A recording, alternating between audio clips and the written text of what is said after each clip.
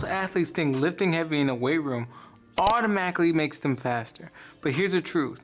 Lifting alone won't transfer to the track, and if you actually want to sprint faster, you need to bridge the gap between strength and speed. And that bridge is plyometrics. And today I'm going to break down exactly how plyos connect the weight room to the track, and I'll give you the sets, reps, and progression, and how to apply them right away. I'm Lawrence Elo Johnson, a professional sprinter. This season I ran a wind-aided sub 10 for the first time, and every athlete who trained with me for at least 6 months PR'd in at least one of their events barring injury, and that's in my one-on-one training group. Strength alone doesn't equal speed, and here's why. Weight room training builds horsepower and how much force you can produce. But sprint speed is about applying that force in less than 0.8 of a hundredth of a second, or 0.08 of a second, right? That's lightning fast ground contact times. And plyometrics are the translator. They teach your body how to apply force explosively, elastically, and rhythmically, just like sprinting. So if you skip plyos, your lifts will never actually transfer to on the track. So here's the role the weight room has. Let's be clear, weight training is essential. It builds horsepower, but sprint-specific weight training would be heavy trap bar deadlift, 4 sets of 3 reps at 80 to 95% of your 1 rep max. And then that's Bulgarian split squats, 3 sets of 6 reps each leg, nor the hamstring curls, 3 sets of 6 reps. And power cleans would be 5 sets of 2 reps. These create force, but they don't teach stiffness and elastic contacts. And that's where plyos come in, because plyos do things differently. Plyos train your body to apply force quickly, stiffen the ankle complex, store and release elastic energy, and it replicates sprint ground contacts. That's why plyometrics are so important, because it's the closest thing to replicate sprint ground contacts. I had a guy who commented on one of my videos about this and how weight training, he sees their vital flaw because it doesn't mimic sprint ground contacts, and that's why plyometrics are that missing piece. So think of it like this. Weights are horsepower and plyos are the transmission, right? Without them, the energy never reaches the wheels. That's the way you need to look at it, because plyometrics progressions are just as important. So here's a full progression from beginner to immediate to advanced with the sets, reps, and the rest you need to take. So for horizontal plyos, this is where the acceleration transfer occurs. So beginner would be broad jumps, 3 sets of 5 reps, 90-second rest.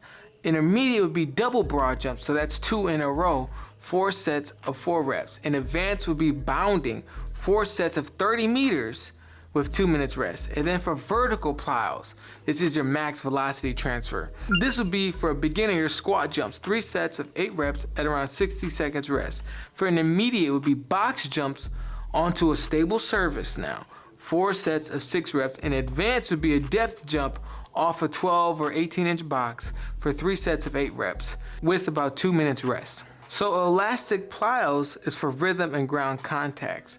So beginner elastic plyos would be your ankle hops, 3 sets of 20 contacts. And immediate would be single leg hops, 3 sets of 8 reps each leg. Advanced would be hurdle hops, 4 sets of 6 hurdles with 2 minutes rest. This is how contrast training links the gym to the track. So we're talking about trap bar deadlift, 3 reps into a broad jump for 5 reps into a 20-meter sprint. So that's trap bar deadlift for 3 reps, immediately into a broad jump for 5 reps, and immediately into a 20-meter sprint. So that's around 3 to 4 rounds with about 3 minutes rest in between each round. And this combo is the magic. Like, people are gonna hate me for actually sharing this, because if you can do a heavy lift for force, immediately into a plyo for speed, and then immediately go to sprint to transfer, I mean, bro, like if you do this, like you will get faster, period. And this is the weekly integration for this. So here's how you can plug plyos into your training. Day 1 is acceleration focus.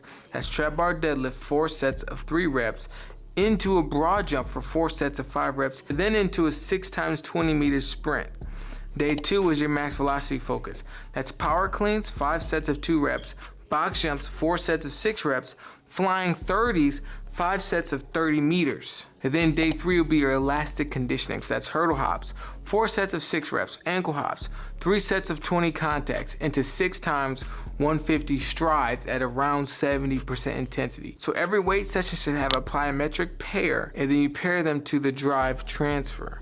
So skipping plyos is like building a business with a strong product but no distribution. You got the horsepower, but it never reaches the market. And plyos are your distribution channel, the link that takes the power and makes it stable. Because every tenth matters. An athlete who squats 400 pounds but can't apply it fast will still run 11 flat. An athlete who squats 300 pounds but pairs it with plyos can hit 10-7 or better, because plyos unlock what the weight room builds, and that's the missing link. So many athletes just focus on the weight room but don't know how to attach the plyos to make sure you can link what you build in the weight room to transfer onto the track. Don't stop at the barbell. Building strength in the weight room is important, but you need to translate it with plyometric to express it on the track. Most sprinters miss this. Sprinters who bridge that gap aren't just stronger, they're faster. And tradition don't make you fast. Science does. If you found this video helpful, make sure you share it with somebody that needs to see this, because tradition is killing a lot of athletes' speed. And now you have two options. You can be like the 99% of people who will get value from this video, but don't take any action. Or you can be like the 1% who actually attacks their dreams and let nothing stop them from achieving what they believe they can achieve. And if you're one of those athletes, you can click the first link in the description of this video and join our free community of over 4,000 sprinters, all working together to achieve a goal of sprint excellence. Or if you want my team and I to work with you on a one-to-one basis, click the second link in the description, where we will implement our actual sprint transformation blueprint and customize it to you to make sure that you can be like the athlete that I mentioned in the beginning of this video and PR within 6 months of training.